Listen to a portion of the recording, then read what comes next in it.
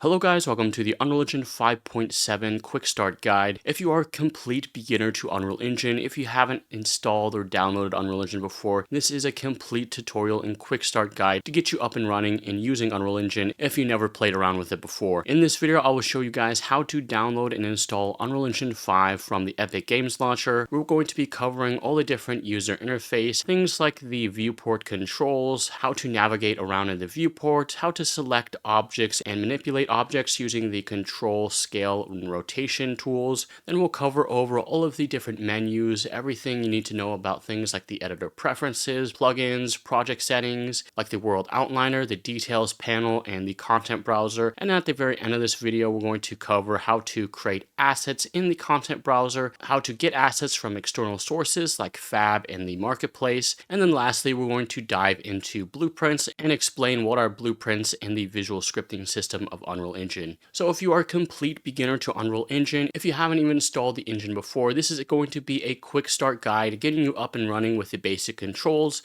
the user interface, and everything that you need to know to get started. And if you guys are new here to the channel, my name is Smart Polly. I make all sorts of Unreal Engine beginner tutorials and content. And if you are interested in learning game development for Unreal Engine, I have some exciting news for you. If you ever wanted to learn how to make a game inside of Unreal Engine 5, I have a complete course that will show you how to make a multiplayer survival game. We're talking about creating an inventory system from scratch. We'll have drag and drop. We'll create a crafting system, multiple different types of items like a rocket launcher, a pickaxe, a hatchet. We're going to create a harvesting system where you can harvest different trees, rocks, and bushes for resources. We're going to create an open world map where you can go ahead and run around. You can collect resources, and we'll even create a base building system where you can build your own base. We're going to wrap it together with a tribes system so players can raid each other, form together to create their own tribes or clans. We're going to add social system like voice chat, player chat, and much more. And it's going to have a fully save and load system so you can load or save items, the player's location, their base, their tribes, everything will be interfaced with that. We'll have things like player armor, equipables, and so much more. And of course, at the very end of this course, we even show you how to host the server, either as a listen server, a dedicated server, or even as a single player game. So if you guys want to learn how to make a game in Unreal Engine, this is the best guide, as it will show you everything you need to know starting from the project creation all the way to the end when we package and actually ship the game. Make sure you check out the course on my website, smartpoly.teachable.com, or check the top link in the description below to kickstart your game development journey. And with all that out of the way, let's get right into the video. Alright, so the first thing that we'll need to do is download the Epic Games launcher. So we're going to head over to store.epicgames.com over here, and we're going to go ahead and install and download on Windows.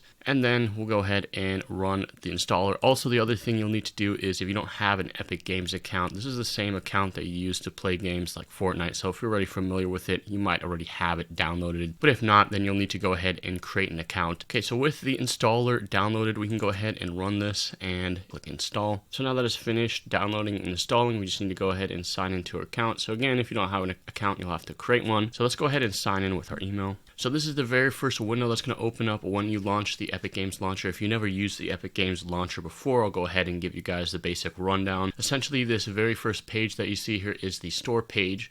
So over here on the left, you'll see the different tabs, and we can change this from the store over to library. And essentially the library tab is if you've actually purchased games from the store. Those are where, the games and software programs will show up. So you can see I have a couple of different games there, but we're not really interested in that aspect of the Epic Games Launcher. We're more interested in the Unreal Engine side. So we're going to go ahead and click on this Unreal Engine tab down here. So when you click on the Unreal Engine tab, you'll notice that the user interface completely changes. And so this is essentially the Unreal Engine tab. So up here at the top, we have this little toolbar, and currently we're in the news section.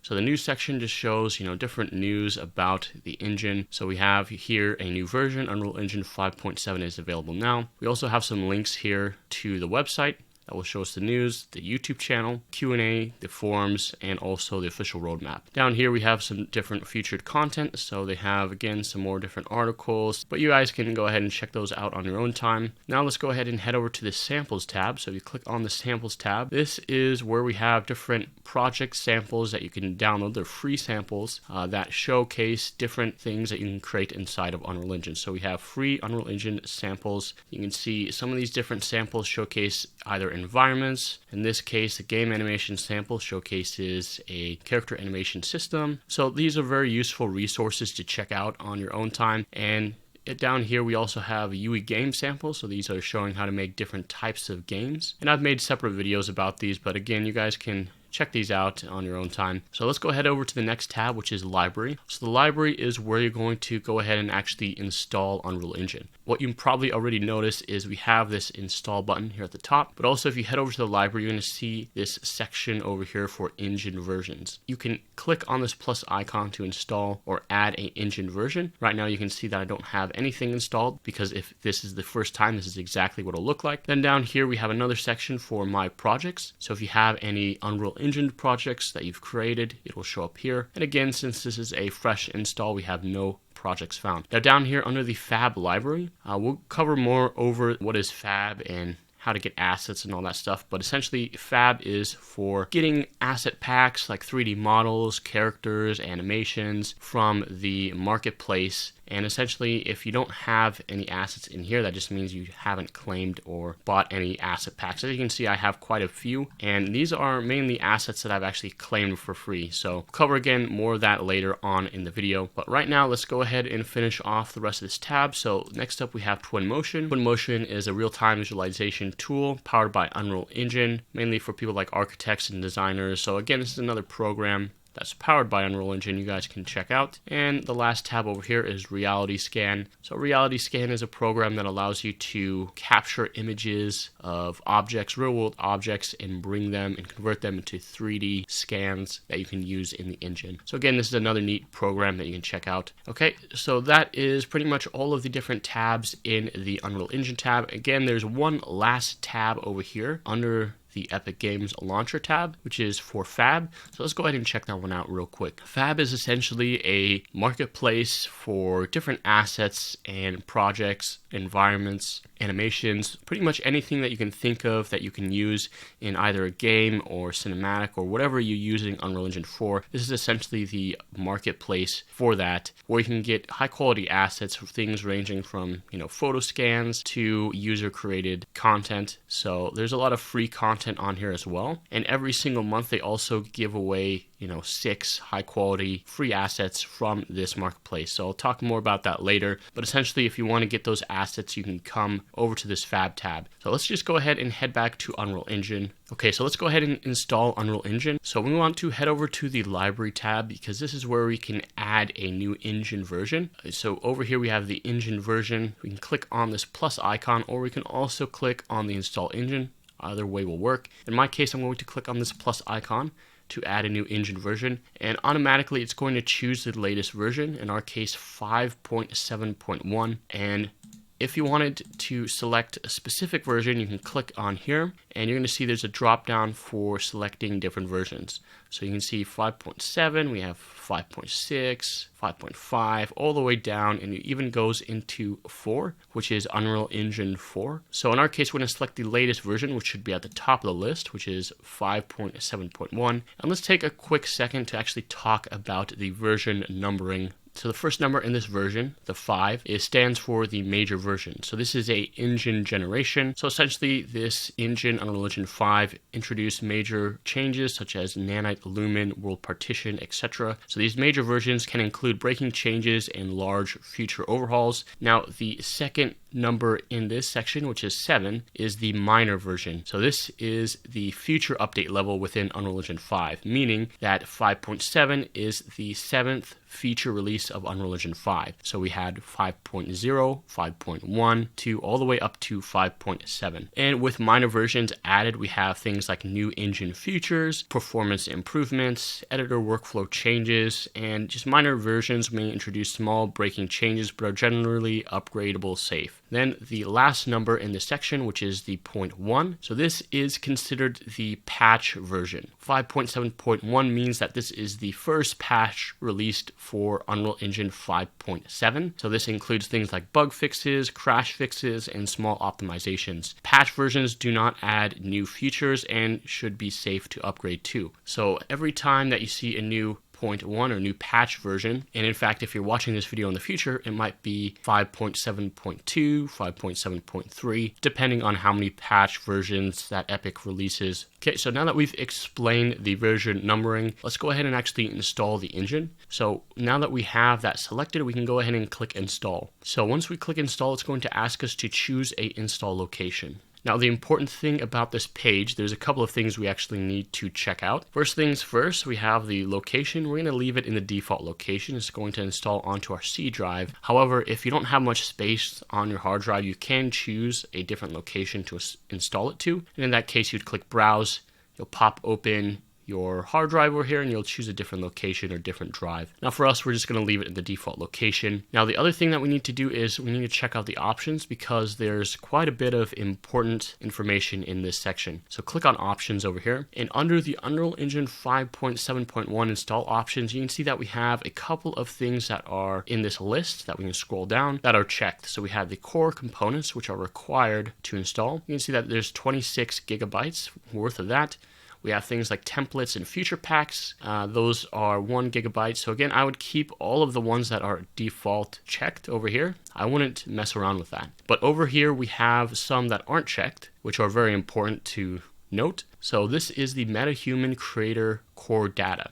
So if you guys want to mess around with MetaHumans, which is the realistic human character creator system inside of Unreal Engine, you'll want to go ahead and click on this check mark to include those additional files to download. Otherwise, you can also additionally, if you forget, you can later on come and install it later. But if you want to use MetaHuman Core Data, you can click on the little checkbox and we'll include that in the install options. And then for target platforms, so if you're going to be releasing a game or a project on a different platform like Android, iOS, Linux, tvOS, you're going to go ahead and select those different platforms. Okay. In my case, I'm going to leave all this empty. That's all we're going to do for the download for now. We'll go ahead and click apply, and then now we can go ahead and click install.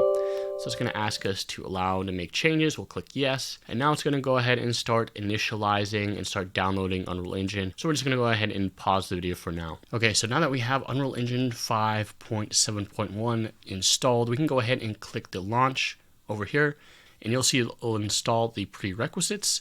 So it's going to need to download and install those. And again, it will pop open with a window. We just have to click yes and install the prerequisites, which will allow us to actually run the Unreal Editor on our PC. Again, it will ask us for Windows Firewall. We'll click allow access. And then it's going to go ahead and start launching the Unreal Editor. Okay, so this is your first time launching Unreal Engine 5.7. You're going to see this launcher over here. So basically the rundown of this launcher is we are currently in the Get Started tab. So over here on the left, again, we have some navigation. So we have the Get Started tab, which shows us, just a couple of different samples. We have this introduction project, but we have a couple of other different things like showing our first hour in Unreal Engine, some of the editor user interface, the viewport controls, all that stuff. So let's just go ahead and start off from the top. We have home. So we go to the home page. Again, this is very similar to the home page that just shows the different news and events in Unreal Engine. Again, we have a news tab as well, which is like the same sort of thing. Getting started was the page we were just on. Again, introduction to Unreal Engine. We have the sample projects tab. So this shows the different sample projects you guys can create and explore. And then of course, below there, we have some resources and community. So these are links. If you click on it, it'll open up a page in your web browser to the forums, the documentation, tutorials, roadmap, and also the release notes, okay? And then down here, we have load on startup.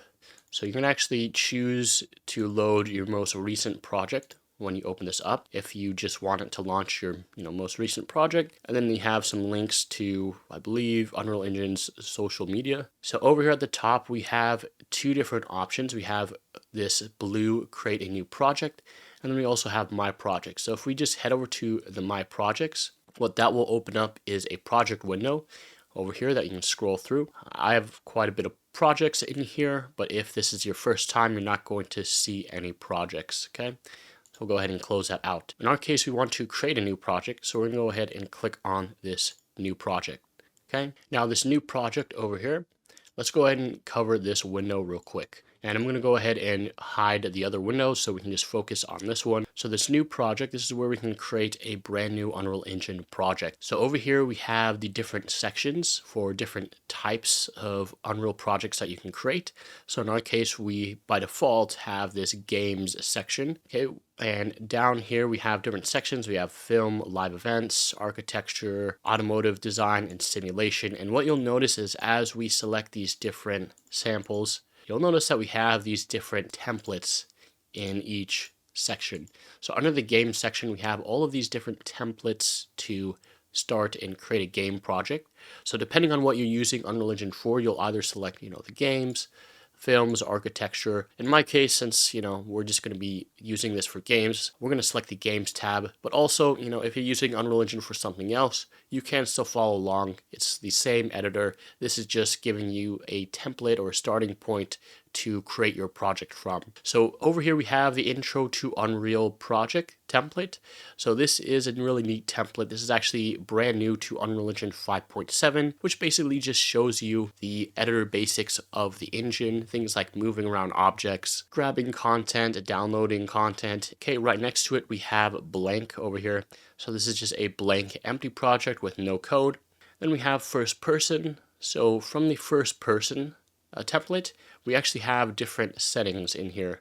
So you'll notice as we select the different projects down here, we have project defaults. So under the project defaults, if you select the first person template, we can choose whether or not we want to create either a blueprint or a C++ project. Now what that means is blueprints are sort of like the visual scripting system of Unreal Engine. You can think of it as connecting nodes together rather than having to type traditional code. And then C++ is of course just traditional code. So in our case, we're going to choose blueprints for our project just to keep things simple. And of course, you can always convert your project from blueprint to C++ and vice versa later on. So we're just going to select blueprint here. Then for the target platform, you can choose whether or not you want to target desktop or mobile. Again, we're going to leave this as the defaults, and you can change any of these settings. Okay, the quality preset, again, you can change this from maximum to scalable. Again, you can also change that in the editor. It doesn't matter. Now, the thing you cannot change over here is the variant. So what you'll notice is with the first person template, you can select the variant, and under here we have none. So if you just want, a simple first person character controller, we can select none. But you can also see we have different options. We have an arena shooter, which has these different weapons, like this a traditional first person shooter. That is what the arena shooter is. Then we also have an option for a first person survival horror option. And then of course, if you want all of the variants, you can select the all, which will include all of them. Then over here, we can also select the third person. So this is the third person template. And again, we have the same settings and including variants. If we select under none, this case, we have a couple more. So we have none, we have the combat variant, which is the one that we see here. And also we have platforming. So this is like a 3D platformer template. And then we have a side scroller template. So this is like a 2.5D platformer game. And then of course we have the all. So I actually have a separate video showing all the different templates and all the different gameplay from that. Again, you guys can check that out later on. Okay, we have a top-down template again. You can select the different variants over there. And then we have a augmented reality template. We have a virtual reality template. And then we also have a vehicle template. Okay, so those are all the different game templates. Again, there's other templates in other sections. So if you're more interested in film, video, live events, architecture, or automotive, product design, and manufacturing, you can go ahead and check out those additional templates. Okay, so in our case, we're going to select the games tab over here, and we're just going to select a basic third person template. So select the third person template, and under the settings over here, we're going to keep it as a blueprint project. We're going to select the target platform to desktop. We'll leave that as that. Quality preset, we'll leave that as maximum. We're actually going to, let's just add a variant. Say we'll add the combat variant. Of course, you can also add all, but we're just going to select it to that. Just so I can show you guys how the variants work. And then of course down here we have the project location. So this will show us where do we want to install our project. And then we have the project name. So you can, name it my first project. And then we can go ahead and click create. So we'll go ahead and create the project, and we'll actually launch Unreal Engine for the first time. So if this is the first time launching Unreal Engine, you're going to notice down here it's going to say initializing, and it might actually take much longer for you, especially if this is your first time, because it's going to have to compile all the shaders, all the engine shaders, and it might say stuck at 45%, but you just need to give it some time, be patient, and it will compile all the shaders and get it all done. Okay, so if this is the first time you open up Unreal Engine, let's talk about some of the basic controls. So first off, in the center of our screen, we have the viewport. The viewport allows us to move around in our level and navigate our scene. So to actually navigate the viewport, you want to use the right mouse button. If you hold the right mouse button down and move your mouse around, that will allow us to look around our viewport. Now, if you do that while also using the WASD keys, that will allow you to move and navigate through the viewport through flying around. Okay, so just hold down the right mouse button and use the WASD keys to move. Now in this viewport, we have this little cursor. And if we actually left click with that cursor, we can select different objects. You'll notice that these objects are selected because one, they have this orange outline that's highlighting them. And two, we have this little gizmo that appears when we select an object. Okay. Now let's go ahead and actually talk about moving and rotating and translating objects in our viewport. So in order to demonstrate that task, let's go ahead and add a basic cube to our scene. So in order to add a cube, let's go to this cube plus icon. We'll talk more about this button later on, but for the sake of this tutorial, let's just go ahead and click on that button and add under the shapes, select cube. That will go ahead and spawn in a cube into our level. Now, if we move up to this cube, you'll notice that this cube has this little gizmo, which has these different arrows. So we have a blue arrow, a red arrow, and a green arrow. So what does each of these arrows represent? Well, it represents the different axes in the 3D level. What you'll notice, actually, if you look down in the bottom left of our screen, is we have this little guide that will show us the different colors representing which axis it represents. So this blue arrow, if we actually hover over it, you can see that it becomes selected in yellow. If we click, we can move and drag this cube up and down on this blue axis, which happens to correlate with the Z axis if we look down in the bottom left of our screen. We also have the green arrow, so if we select and drag that, we can move the cube back and forth on the Y axis. And then if we grab the red arrow over here, we can move the cube back and forth on the X axis, okay? So those are the different axes relating to this gizmo over here. Now that is basically how you move an object in the level. You just grab these arrows and drag them like so, okay? Now you can also additionally move an object in two different axes at the same time.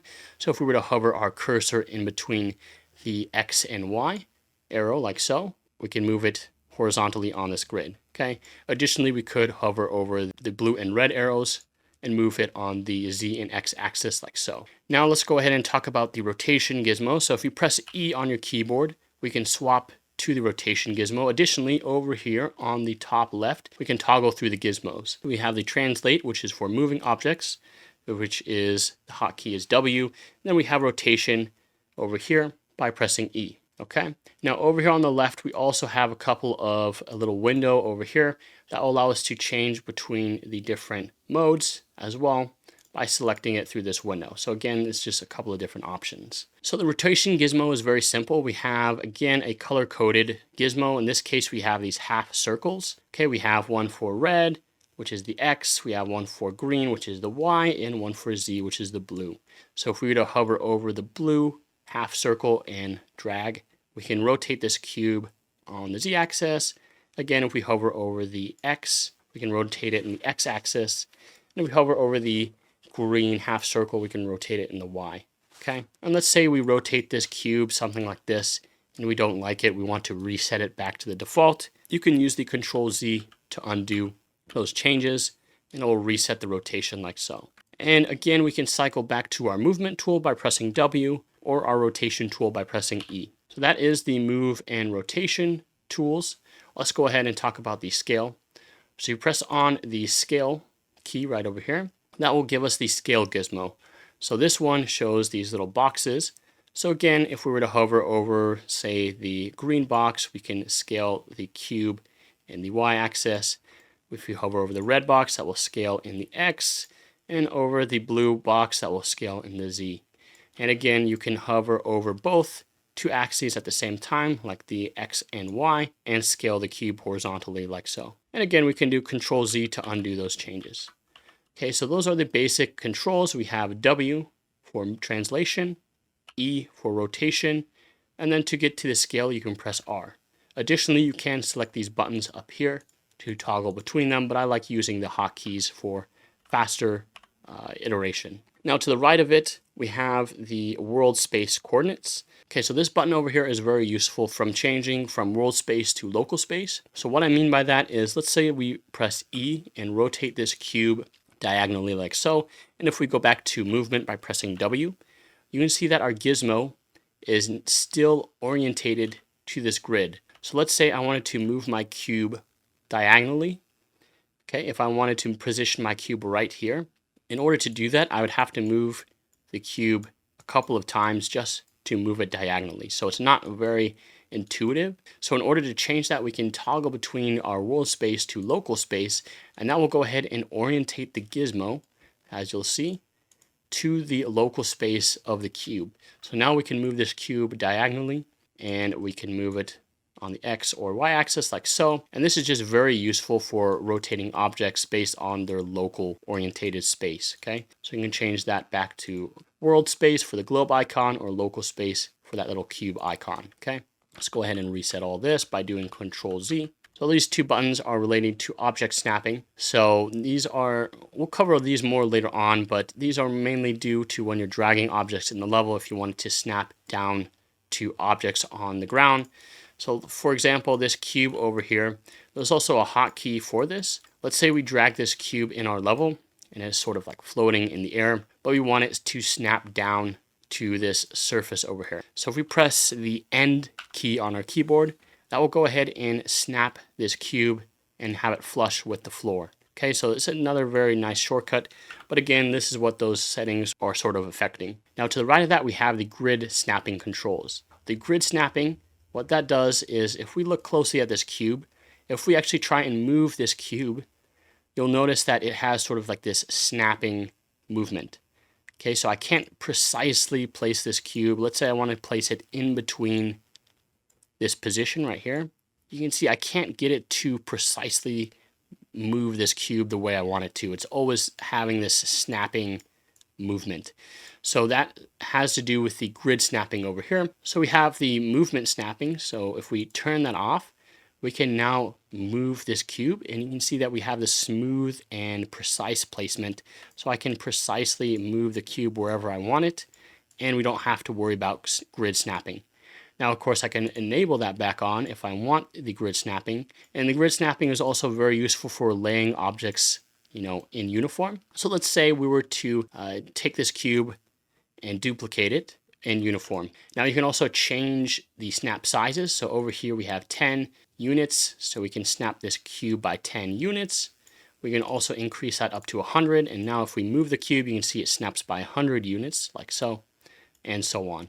So this is very useful if you need to lay out objects, uniform. You can use the snapping settings over here. Okay, let's go ahead and reset that. We have rotation snapping. So if we press E on our keyboard, that will allow us to rotate this cube. You can see we can only rotate by 10 degrees. Okay, so every time it's snapping by 10 degrees, and we can adjust that. We can either disable the rotation snapping, and you can see we have now the smooth rotation. It's very nice and smooth. And also we can undo that. If we want snapping of the rotation, we can turn that back on, but we can also change the rotation increment. So we say we want to rotate by 90 degrees. We can select that, and now we can rotate the cube 90 degrees. Again, we have the scaling grid snapping. So if we go into scaling by pressing R, okay, we're going to have to toggle back to our world space. We can go ahead and scale this. You can see that it has the snapping. So if we turn off the grid snapping, we can now scale the cube nice and smooth in any direction that we want. Okay. And again, you can change the scale snapping size. Okay. So those are all the basic controls over here for translating and moving objects around. Now let's actually talk about duplicating. So some basic hotkeys you should be familiar with. So to actually duplicate objects, you can use Control C and Control V. That will copy and paste an object. So we can Control C, Control V. That will copy paste a cube. To delete objects, we can just select it and delete it, just like so, by clicking the delete button. And another neat way of duplicating objects is if you actually hold down the Alt key on your keyboard and drag one of these arrows, we can actually duplicate objects by just selecting the arrow and dragging. This is another very useful tool. And also another useful tool for moving objects around is if you actually hover over one of the arrows and hold down the Shift key on your keyboard and select the arrow, you can see we can actually move this object with our camera snapped to it. So I find this very useful if I really need some precise placement over the cube, and if I want to move my camera when I'm translating and moving objects around my level. So those are just some other different controls that you should be aware of. Okay, now let's go ahead and talk about these other viewport controls over here on the right. So to the right of it, we have the perspective menu over here, the camera options. So if we click this, currently we're in the perspective viewport, which is the default. Okay, we can select this and choose some of the orthographic views, which are the top view. So this top view, if we scroll in and out with our middle mouse button, we can zoom in and out. But you can also move around by holding down the right mouse button. That will allow us to pan around and move in this viewport. Additionally, you can select objects in this viewport by left clicking. And this, I find this viewport very useful for, laying out objects that you want to be, uniform spaced across your level. So this is just really good for, laying things out and if you need precise placement of certain objects. Okay, we can also change this from top view to bottom view. We also have left, right view, front and back, and so on. Okay, there's a couple of other different settings in here. We're not going to really cover over everything in here, but you guys can play around with some of these other different settings. Those are just the main different settings over here. So let's go ahead and go back to perspective. Now to the right of the perspective, we have the camera speed. So what you might have noticed by now is if we actually move in our level, we have this sort of set camera speed. So this might not be that useful if we have a massive world. Let's say we have a massive open world map. It's going to take us a long time to travel across the map using this camera speed. So in order to increase the camera speed, we can click on this little button and increase our speed to much faster speed. And that will allow us to zoom across the map much faster. And let's say we need to decrease our speed because now we can't even focus on this cube. So let's go ahead and take this and drag this all the way down. And now we have a much slower and manageable speed. Now let's say we want it to be even lower because we need to focus a little bit more on some more finer details. We can turn that way down, and this gives us more control over our camera. Additionally, you can also use the shortcut, the hotkey. If you hold down your right mouse button and move around, but also use your middle mouse button, you can scroll up. That will speed up the camera. You can scroll down, and that will slow down the camera. Okay, so scroll up with your middle mouse wheel, scroll down. That will decrease the speed. Okay, so I find that very useful. Also, another thing is if we actually select an object, say I select this box over here, you can press F, and that will focus in on the object. So if I select the cube, I can press F, and I can focus in on that object. Again, this is another useful hotkey. If you select an object across the map and you want to travel over there really quickly, just press F and you'll focus in on that object like so. So that is the camera speed. To the right of it, we have the different view mode settings for our viewport. So currently we're in the lit view mode, which has all the lighting in the scene. We can go into the unlit mode, which has zero lighting and zero shading. So you can see we have sort of like this bland view. I actually find this view very useful for when I'm actually working or using Unreal on a very low-end computer. So if you don't have the best computer specs, you can actually go into this unlit mode and you might see a performance boost in your frame rate by just turning off all the lighting and the shading like so. Okay, so very useful mode in my opinion. And over here we have the wireframe mode. The wireframe sort of gives us this X-ray view of our level where we can see the actual geometry, all the polygons, and everything that makes up the different objects in our scene. So a very useful view mode. We also have the lit wireframe. So if you want to preview what the wireframe looks like on the different objects, you also have that. And then from there, we have a couple of other different view modes, things like lighting only, reflections. Player collision is also a very useful view mode if you're creating games. because oftentimes you need to see the different collision in the level, because maybe a character can't move through a certain object, or maybe they're falling through an object. Very useful to see the player collision by selecting that view mode. Okay, there's many more different view modes in here, but those are just some of the few ones we're going to cover. Let's just set this back to the lit, the default view mode. Next up, we have the show flags. So the show flags allow us to toggle, show, or hide different objects in the scene. So we can actually go ahead and hide things like the clouds, the atmosphere. We can hide things like static meshes.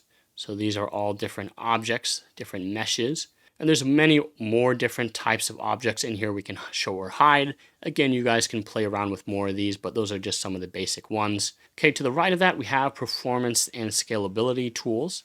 So if you click on this, this button allows us to preview our viewport based on a certain platform. So say we want to develop a game for a mobile game, an Android or iOS, we could preview what our game looks like on those different devices by selecting it over here.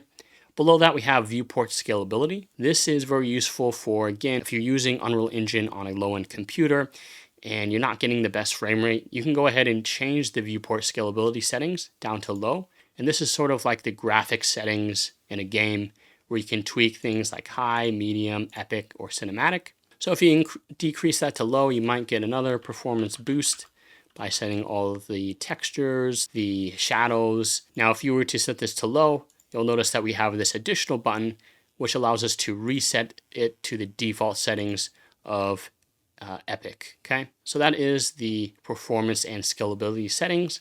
To the right of that, we have just general viewport related settings, things like mouse sensitivity, level editor volume, and more different types of settings. Okay, and then the last button over here, we have these 3 dots icons. So let's click on that. This allows us to have multiple different types of viewports. So right now we have 1 pane. We can go into the 2 pane, and that will allow us to have 2 different viewports at the same time. So I have one over here, which is the perspective. And then I have another viewport over here, which is the front view, which I could change to top down. I could change that to bottom, left, right. And I could also even go into perspective if I wanted a additional perspective viewport, okay?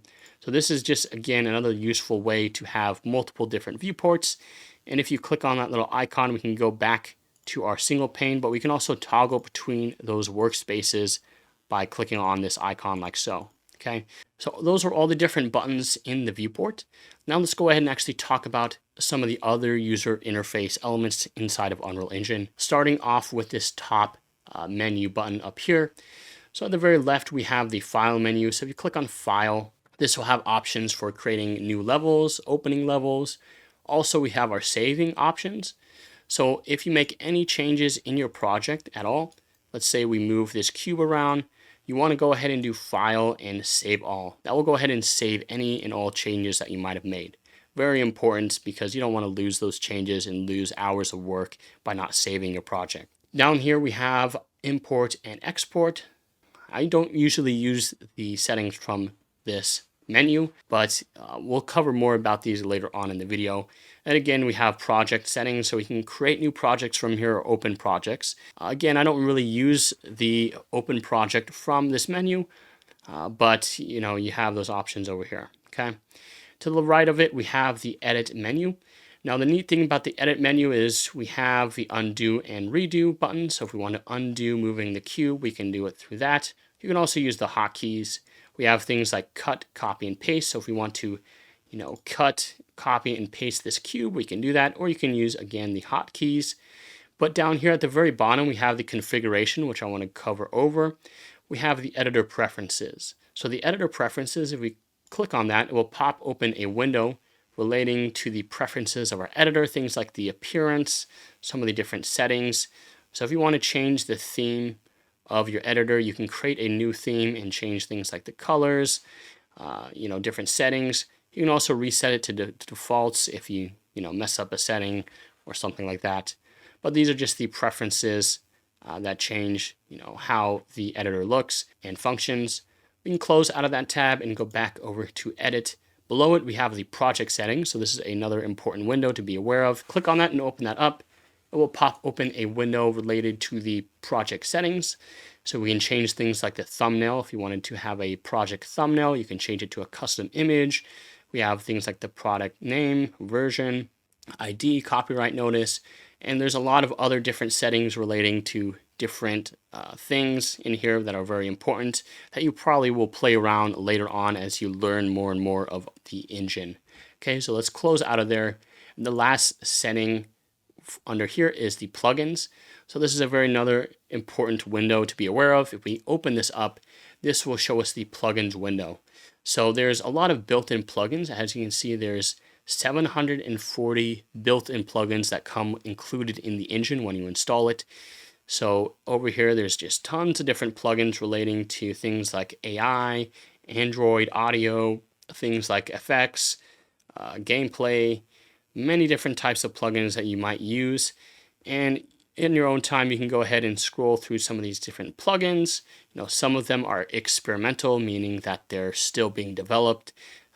And some of them add different features, different functionality, and they can actually be very useful. So again, in your own time, you can mess around and enable certain plugins, see what kind of features they offer in the engine. Okay, so let's go ahead and close out of that. Now to the right of that, we have the window button. So the window button over here will allow us to open up different windows. So say, for example, we actually close a window. So let's say we close this details window. We haven't covered the details yet, but just bear with me. Let's close this by accident. Oh no, I actually messed up the viewport, or maybe I accidentally dragged, this window over here and it's all messed up. Or if I close another window, if for whatever reason something like this happened, I can always go back to this window. And if I need the details, I can always open the details like so. But additionally, I can also reset the editor by going down here to the layout and loading the default editor layout. So that will go ahead and reopen the editor with the default layout. So this is very useful for, if you accidentally close a window, you can always come back over here and load the default layout. Okay. There's a couple of other different options in here and a couple of other windows we can open up that aren't shown by default. But again, this is just the more you get familiar with the editor, the more you'll use some of these different things. Okay. To the right of it, we have tools. So tools will allow us to create things like C++ classes. There's also built-in tools that come into the engine, different windows and sub-editors in here that can be useful. Again, just more things that you will be more familiar with as you use the engine. Okay, to the right of that, we have the build window. So this allows us to build things like the lighting. So currently in Unreal Engine, we're using the dynamic lighting, global illumination through Lumen. But if you wanted to use things like static lighting, so you could use, baked lights, you could build lighting through here. We also have things like reflections. You can build reflections, geometry, and much more. Again, just more different things that you might use later on as you become more familiar with the engine. Then we have the platforms button over here. The platforms button is for when you need to package your project or deploy it on a device to test things out. So if you wanted to go ahead and ship your Unreal Engine project as a actual game that someone can play or a interactive experience that someone can play on their computer, you'd go over to the platforms and you can go ahead and package it for the different devices. Okay, we have things like Android, iOS, Linux. You can see that these ones have warning messages because we didn't include those additional files when we install the engine. We only include the ones and package it for those devices. Okay. To the right of that, we have the select. These are just the basic selection tools. So, if we select an object like so, we can go to the select window. We have select all, which is Control A to select everything. We have unselect all or the escape. Also, we can select objects by type. So if you want to select all the lights, all the meshes, you can do that through here. We also have the actor options over here. As you can see, it's select an object to view actions. So if we select this cube, head over to the actor, you can see that we have a ton of different options. In here, we can browse to the asset, we can edit that, we can, transform it, snap it, group it, and much more. We'll kind of cover over this later on, but to get that same window, we can also right-click this object and get that same exact window. So either way, will give us that window. And again, we'll talk about this little window, pop-up window, more later on, but just note that it exists in those two different locations. Okay, lastly, we have the help. The help allows us to access quick links to the documentation, the C++ API reference, also things like the community. So we have the dev community, the forums, Q&A, and also we have things like report a bug and other things like a link to unrealengine.com. So that is the help tab. So those are the different the tabs up here at the top.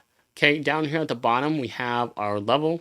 So this is the name of our level that we have currently open, which is our level_third person. And then below that we have some other different buttons. So let's cover over these. So from left to right, let's go ahead and talk about this. So we have the save button. So this will save our level. This is just a current save. What you'll need to know is that this does a basic save. Okay, if you really want to save everything in your game, if you made a lot of changes, you really want to go to File, Save All. Okay, so this just saves the current level to disk.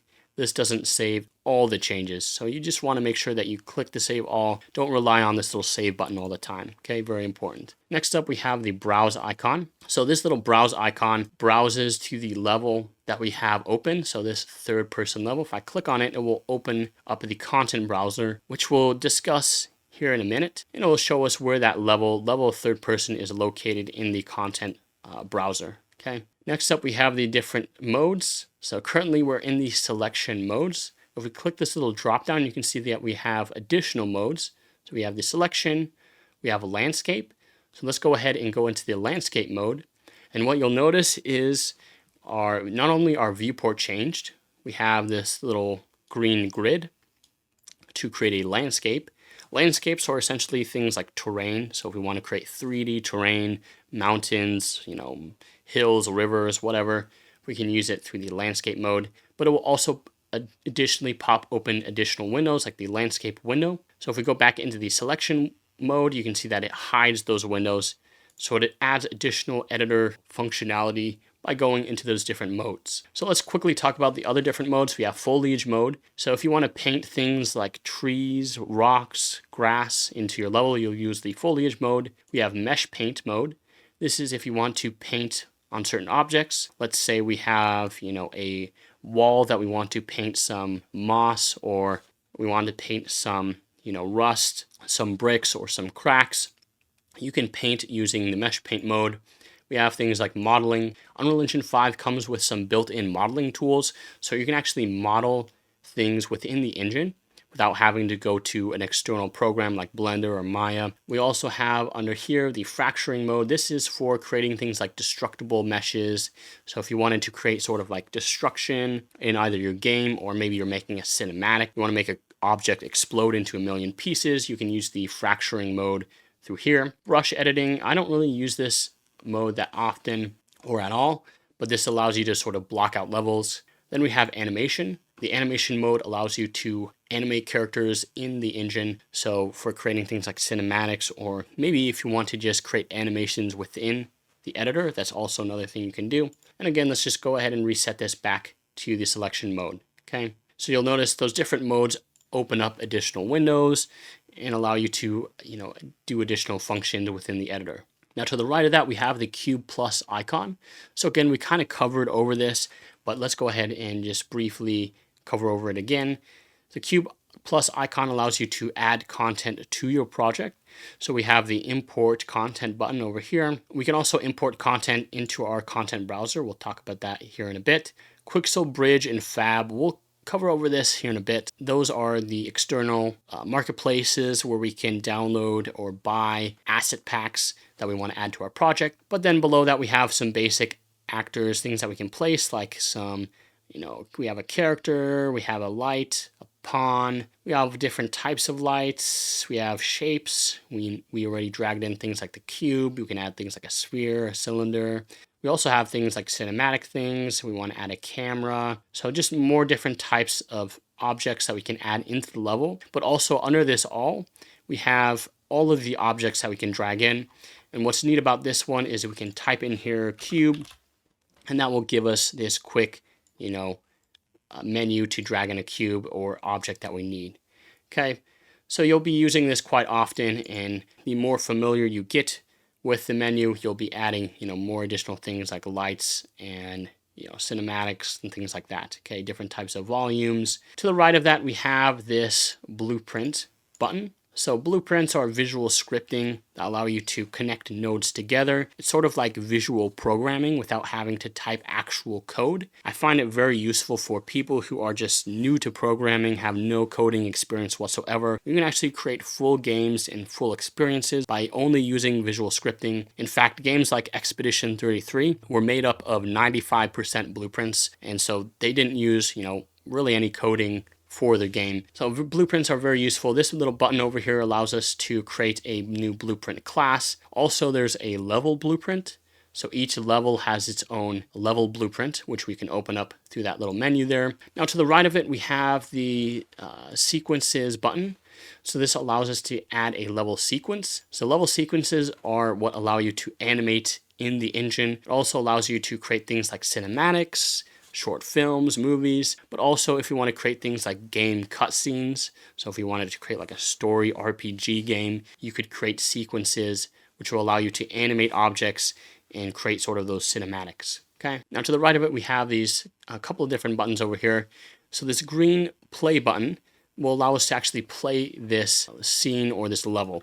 In our case, we selected the third-person game template. So if we were to hit this green play button, that will go ahead and play our game. So if we click in the viewport, we now have control over our character's camera, which we can move and rotate around our character. And we can use the WASD keys to move our character and our space key to even do things like jump. If we want to escape out of here, we can press the escape key.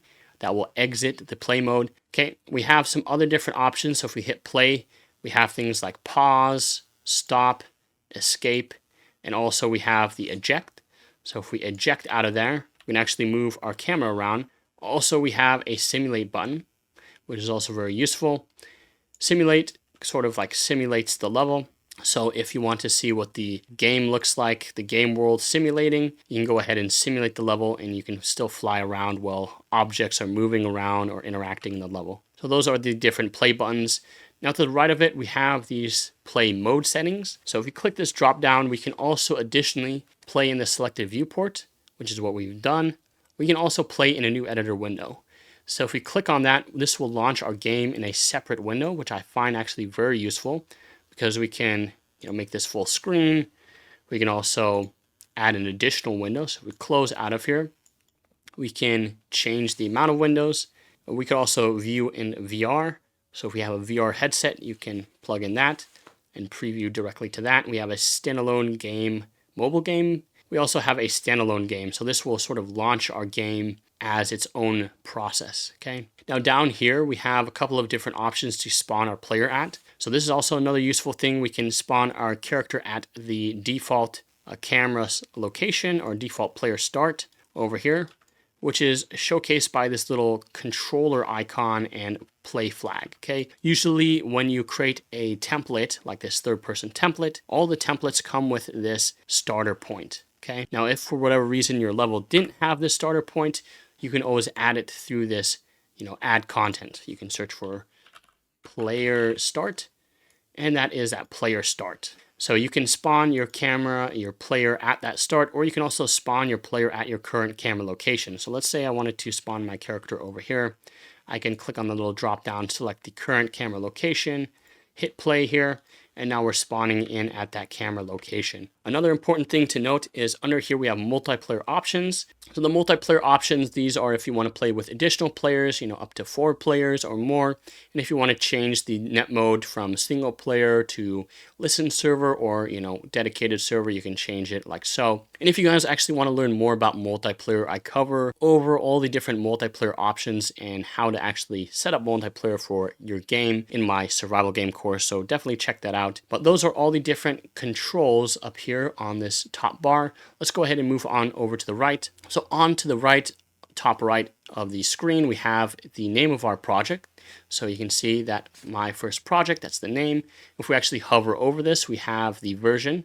So you can see 5.7.1. Okay, over here to the right, we have minimize, maximize, and close. So if you want to exit out of the editor, minimize or maximize the window. And then down there, we are going to cover over these different windows. Let's go ahead and move down. So first up, we have this outliner window. Now what you'll notice is I just dragged and hover over this little bar. That will allow us to actually move down and rearrange some of these windows like so. And if we actually hover over this little bar over here, we can move it and we can make this window a lot larger. This window over here called the outliner shows all of the different actors and objects in our scene. Okay, so currently in our level or in our scene here, we have some lights, we have some different objects like some cubes. And what you'll notice is when I select this object like this cube, it is highlighted in our outliner. So our outliner basically just shows us every single object that's spawned in this level. Okay, we have other things like ramps. So additionally, if you wanted to select an object, you can select it through the outliner and that will highlight it in the viewport. Now that is the outliner window. If we move down, we have the details window. So in order to see the details, we actually need to select an object. So let's go ahead and select this cube. So now that we have this cube selected, you'll notice that the details window is now populated with various different details relating to the object that we have selected, which in this case happens to be this cube. So this cube, we have the name of the object. We also have over here some different components. We'll talk a little bit more about this later on, but we also have some various different settings like the location of the cube.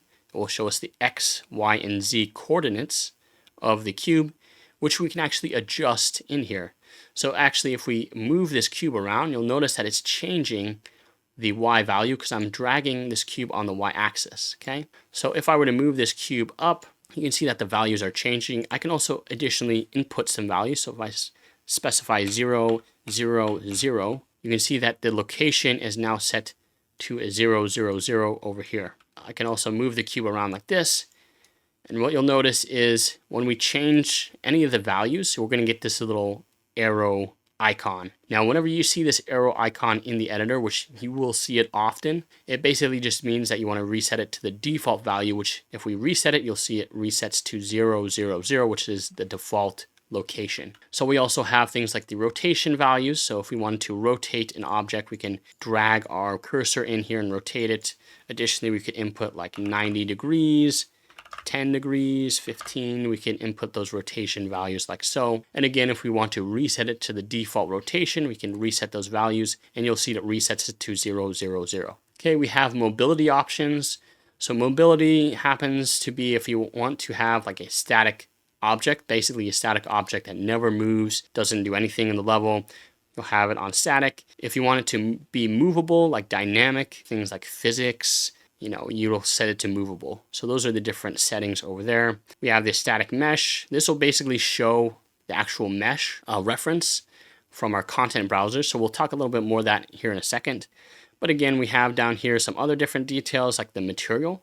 Currently we have this sort of white material applied and some other different settings like physics and much more. Okay, so those are the details. Again, if you select a different object, it's going to show you different details depending on the object you have selected. So if I select this little, half cylinder, it'll show us that we have this green material applied to it. And it'll also show us the location values of that object like so. Now let's go ahead and talk about this bottom bar over here. That's the last part of the Unreal Editor window that we need to talk about. So let's start over from the left, which is the content drawer. So if you click on this, you'll notice that it pops open this window that actually hides whenever I click back in the viewport.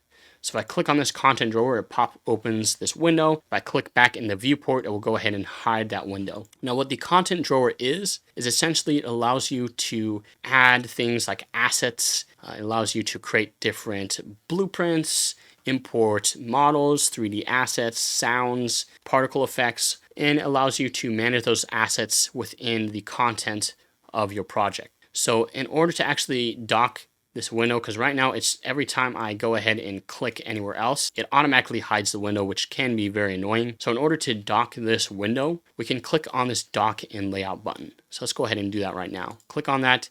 It will go ahead and dock this content browser over here over on the bottom of our screen. And additionally, we can also adjust this. So if I hover over this bar, we can actually drag this and give us just some more space to work in. Now, it's very useful to dock this window because oftentimes you'll be dragging assets into your scene and you need this window open at all times. Okay, if you want to close it at any time, you can close it by closing that tab and access it again by opening the content drawer and docking it back like so. Okay, so what is the content browser? We kind of covered over that you can, import assets in here, create and organize assets. So over here in the content browser, we have a list of all the content that's included in our project. In our case, we have a hierarchy. We have content, then we have characters, we have input, level prototyping, third person. You can see that we have, different types of assets depending on whatever folder we have selected. So let's say we select this third person folder. You can see that in this third person folder, we have another folder here for blueprints. So we can click into that folder by double clicking here, but we can also navigate by clicking the folders here on the left. So if we want to go back to the third person, if we want to go into the blueprints, we can go and do like so. Okay. Now in the content browser here, we have different types of objects and different types of assets. So this is a folder, obviously. Then over here to the right, we have a level. So you'll notice what type of asset it is by the name down here. So you'll see level, but also all of them are color coded. So in this case, a level is orange color coded. Also, if you hover over this object, you can see additional information in the little window that pops open. You can see the exact path, the disk size, the date modified, all that stuff. Okay. Then over here, we have this material instance. So this green material that we saw applied on these objects. This is that green material that we've seen. Okay, so those are, the basics of the content browser. We also have some additional buttons over here, which are very important. So over here we have the add icon. So if we click on that, that will allow us to add or create things like, importing assets. We can add assets through Fab or, Quixel contents. We'll talk about that here in a second. Or we can also create things like folders. Additionally, you can also access the same exact window by just right-clicking in the content browser, in the folder right here. We can actually create a new folder. So let's say we want to create a new folder for new assets. Okay, we can create a folder like so. Then we can double-click in that folder and we can right-click and we can create all different sorts of assets. Now this little menu that pops up shows many different things that we can add. We can add things like animation blueprint, a blueprint class, a level sequence, a material. These are the basic assets that you'll probably create the most. And then from there, we have more advanced assets. Under each category, you can see we have one for animation, artificial intelligence, audio.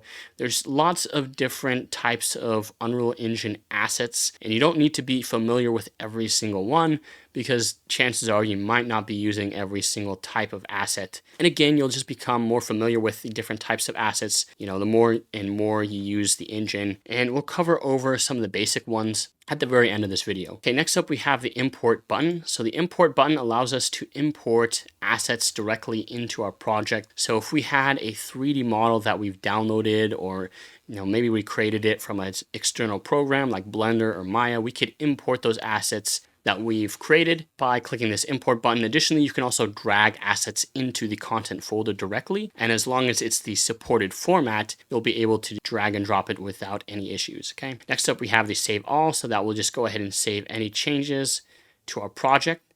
So this save all is the same as the save all button up here. So again, this is very useful. Then we have the Fab button. So again, this allows us to add content to our project by opening up the Fab window. So let's go ahead and actually open up the Fab window. So let's go ahead and click on that. What this will open up is the Fab window or the Fab Marketplace. Now this is actually the same exact window from the Epic Games Launcher that we covered over earlier at the very beginning of this video. But this little window, we can actually dock this anywhere in our editor. You can dock it over here at the top, and we can toggle between our third person level and the Fab window over here. You can also pop this out and you'll see if we drop it like there, we can have it out like so.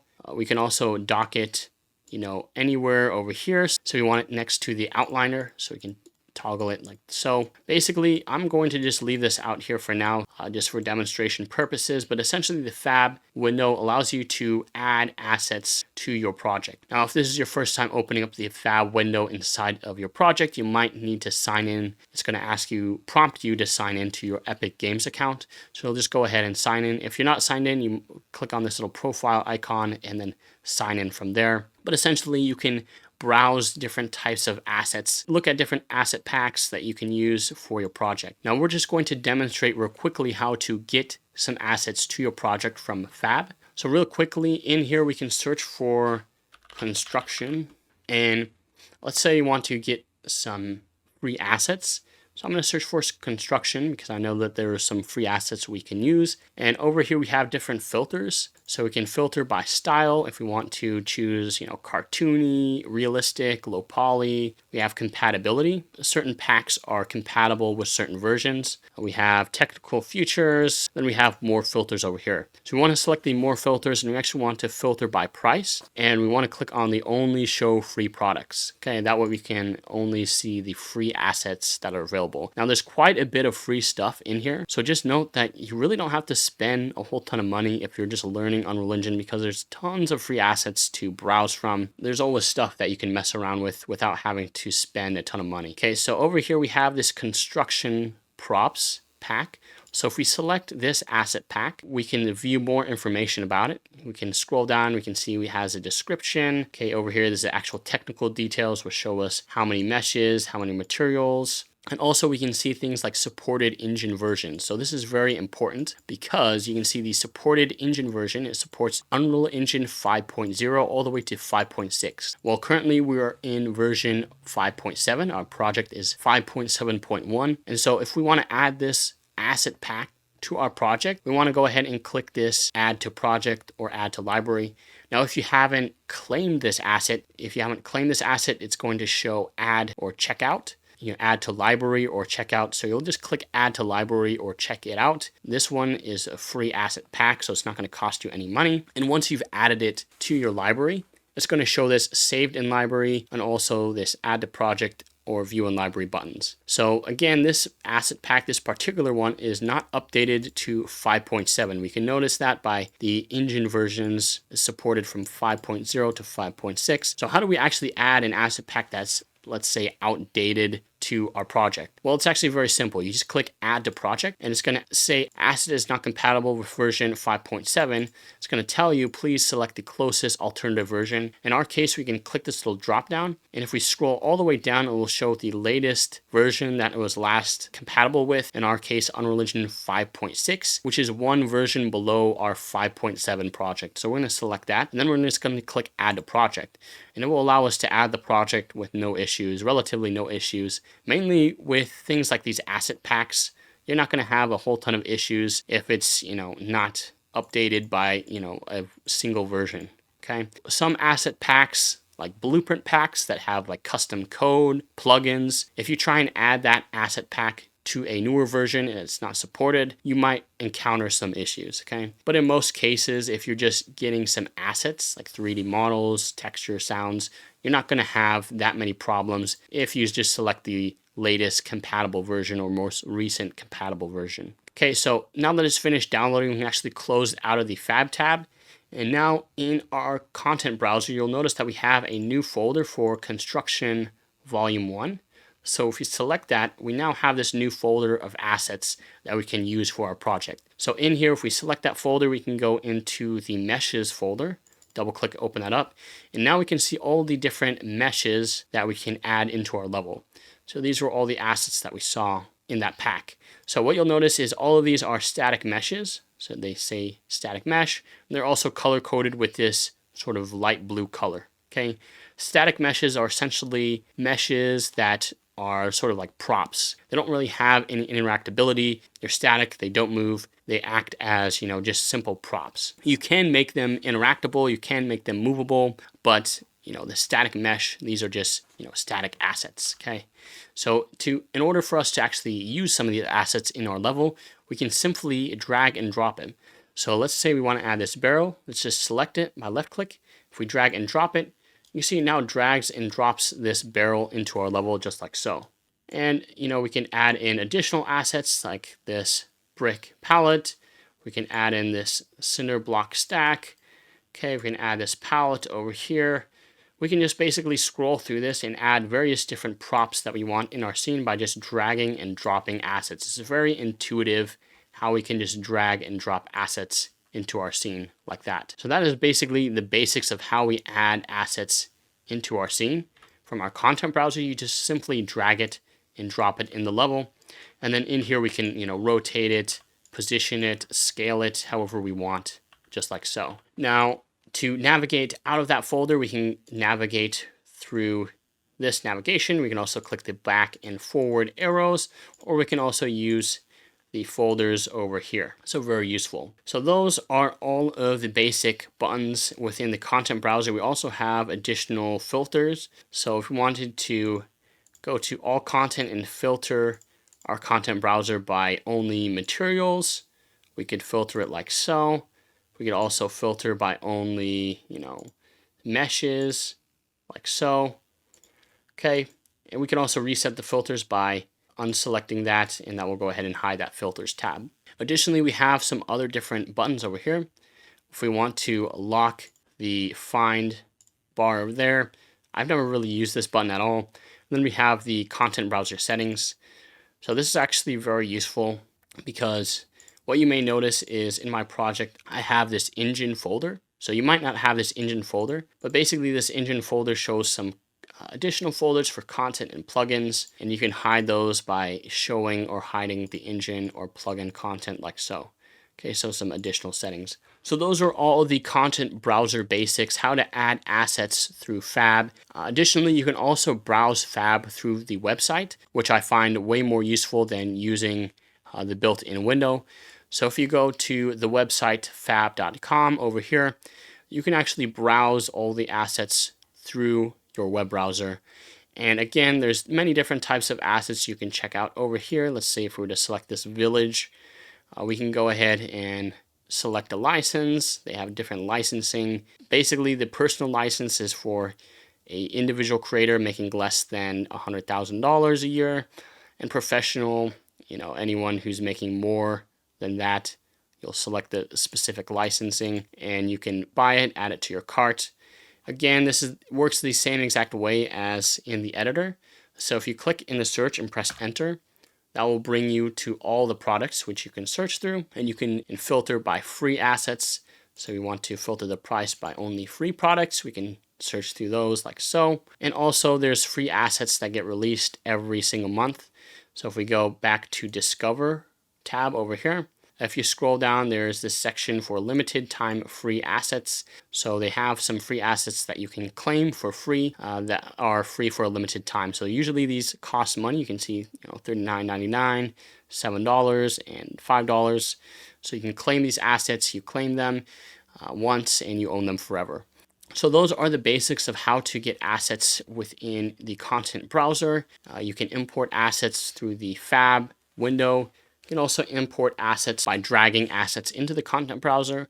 Additionally, you can also create different types of assets by right-clicking and creating assets, which we're going to talk about here next. Let's go ahead and talk about some blueprints, some actors, and different types of assets in the content browser. So in the content browser, we can create different types of assets by right-clicking and selecting an asset.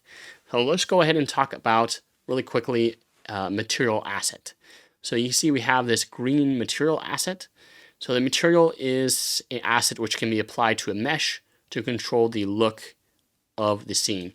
So as you'll notice, we have this green, little pad over here, the cylinder. In the details, we have this little green material.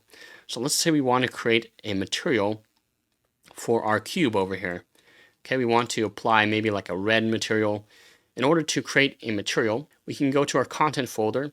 Let's create a new folder over here. So right click, create a new folder, and name this materials. We can actually organize this folder by right clicking and setting a color. And you can pick a color. This is, I find, very useful for keeping your projects organized. You can just, color code your folders. That way you know which folder's which. In the materials folder, we can right click and create a new material. So create a new material. and then we can give that material a name. Now in Unreal Engine, they have a naming convention for different assets. So in the case of a material, you want to name it with a prefix M, capital M underscore, and then the name of the material. So we'll just name this, basic cube material, something like that. And now we have created our very first material asset. So you'll notice we have this little star icon. What that means is basically we haven't saved this material. We've created it, but we haven't saved it. So you want to click on the Save All. Go ahead and Save All. That will save all the changes, all these assets that we moved into the level, along with this new material that we created. Okay, now in order to give this material a color, you can see currently it just has this basic grid color. Now let's double click open this up, and this is going to open up the material window. So this material window is essentially a sub-editor of the engine, or the material editor, that allows you to create different types of materials by dragging in textures and things like that. Okay, so we want to take this window, and whenever you pop open a window, you can always dock any window here at the top like so, which is what I like to do. That way I can toggle between the level and my material that I'm creating. So this material editor, we're not going to talk about every single button inside of this material editor, because as you can see, there's quite a bit of different stuff in here. Just the basics, we have a viewport over here on the left, which if we left click and drag, we can move around. Over here on the right, we have sort of like this graph that we can zoom in and out. We can right click our mouse button, and we have this basic cube material. Okay, we have some details windows over here and some other additional settings, but those are just the very basics. We want to give this cube a very basic color. Okay, so in order to do that, we can actually select this little base color over here, and we can drag and select a color.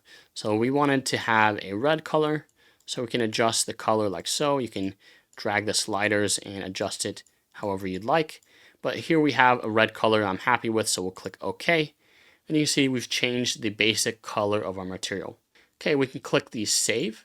That will go ahead and save this material. And now we can close out of that, and now we have this very basic red material that we created. Okay, so we just need to apply this material to our cube. All we have to do is drag and drop it onto our cube like so. And what you'll notice is in the details, it updated that materials slot to our new red material. So if we wanted to undo that, we can do Control Z. You'll notice that it resets it back to the white color, also in here. Additionally, you can also drag your material on to the material slot, and that has the same functionality as if you were to drag it onto the object. So we have a basic material asset. Now let's talk about blueprints. So in our project, we have some basic blueprints. So if we go to the third person folder, we have a blueprints folder. We double click open that up, we have a basic third person character blueprint, which was the character that we saw running around earlier in our level. Now blueprints are essentially different types of classes that you can add logic to.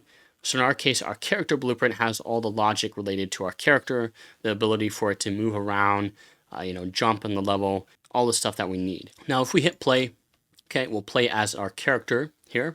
All of this movement, the jumping, our camera movement, is all implemented through blueprints inside of our character blueprint class. So let's go ahead and actually double click and open this up. This will open up the blueprint sub editor. So again, this is another editor within the engine. In this case, the blueprint editor. So again, with like any other window, you can drag this window around. I like to dock it up at the top again by just dragging and docking it up there. Another thing that you can do if you don't like having to dock it manually every single time is you can set it to default dock at the top through the editor preferences. Just another thing to be aware of. You just need to go to your edit, editor preferences, and under the asset editor open location, I usually like to set this to main window, and that will automatically dock this up at the top every single time whenever you open up an asset. Just something to be aware of. Okay, so this is the blueprint editor. So the blueprint editor, just a basic overview of this, is that we have in the center this graph with some nodes. So if you scroll in and out, you can zoom in and out. And if you hold the right mouse button, you can move around. So very similar to the material editor, where you can zoom in and out and move with your right mouse button, you'll see we have some basic nodes and some wires.